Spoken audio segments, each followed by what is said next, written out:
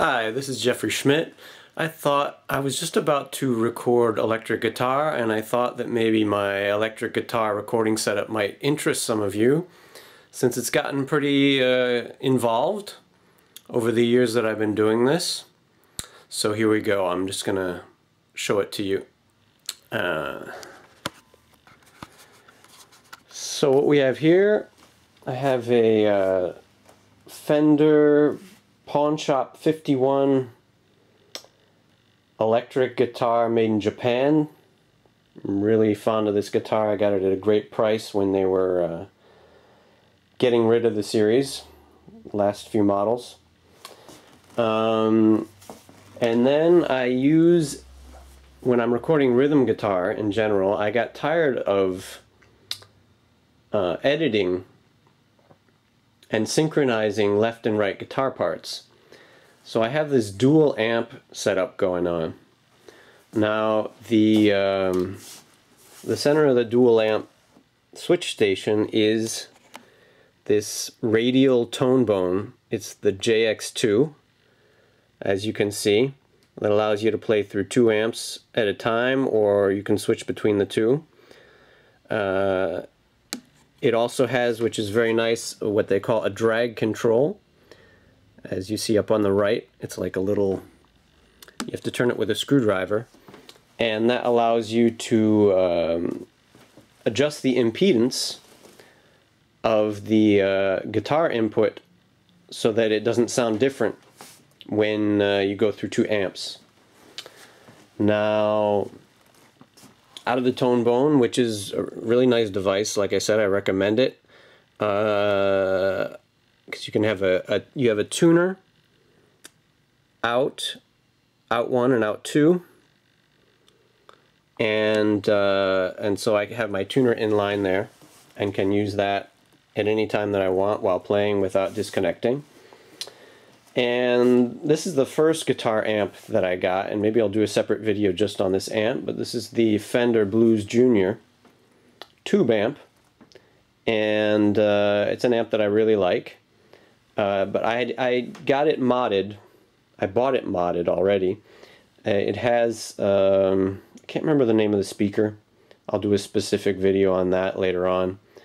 But it does have a speaker mod. It's a speaker that's not quite as harsh as the stock normal model has in it. So it's a little bit rounder and softer speaker in there. And then, so the out 1 of the tone bone goes to that, and the out 2 comes over here to my Ibanez TSA 15H. So I bought this. This was my second tube guitar amp that I invested in, and it's a really nice contrast to the Fender.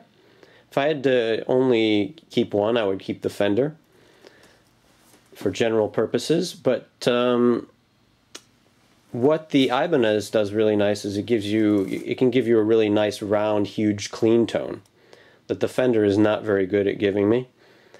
But the disadvantage of the Ibanez is that it's kind of on or off with distortion or saturation as it has the tube screamer. So it tends to be a little too clean only with the tube screamer, or a little too clean without the tube screamer, and a little bit maybe dirtier than I would like a lot of times with the tube screamer. So I also have in line this overdrive pedal, the Bass Soul Food, which can also be used for guitar, but it is a better pedal for bass.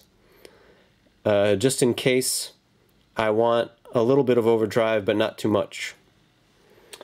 And so I have these both mic'd up with a Shure Beta 57A on the Ibanez and a Shure Beta 58A on the Fender amp, and which sound quite similar. The only difference, as far as I understand it, between the two mics is the grill.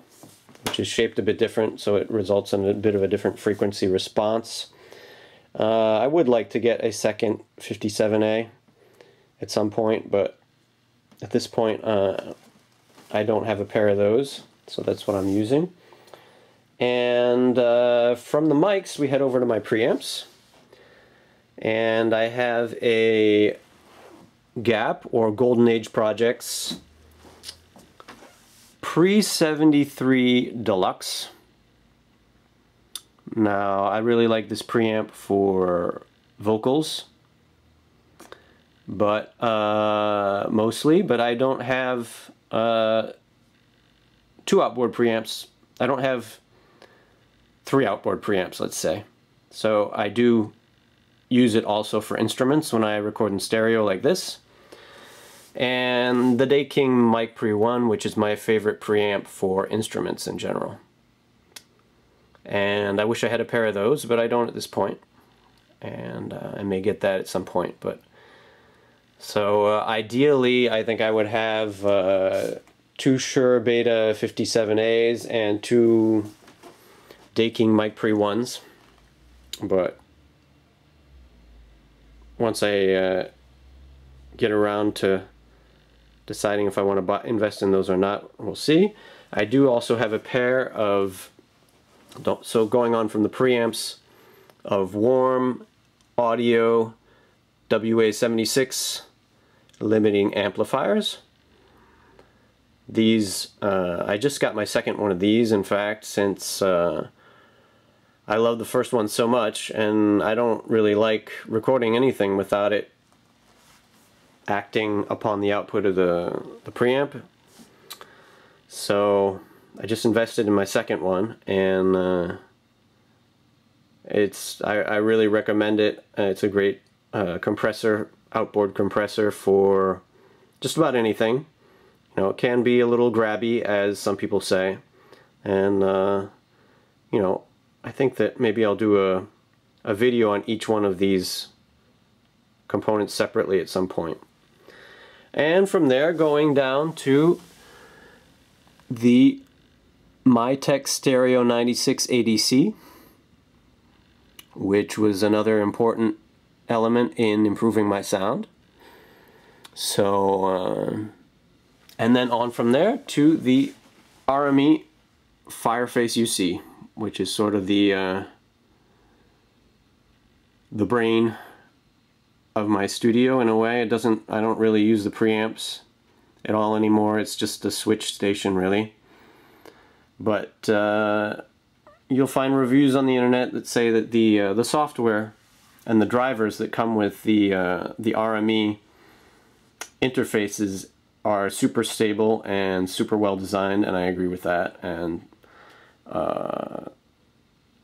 so I am glad that I invested in that, even though I really don't use it too much.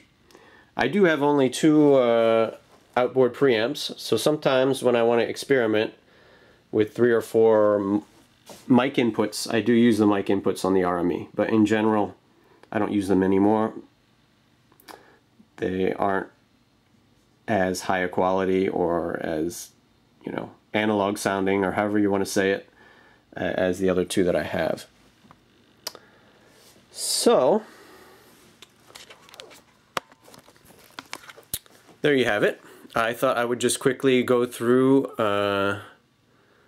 my electric guitar recording setup as it currently stands and share it with you, and it might inspire some of you to make some changes or make some investments, or if you have any questions about the gear that I use, I'd be happy to reply. Have a great day. Thanks. Bye-bye.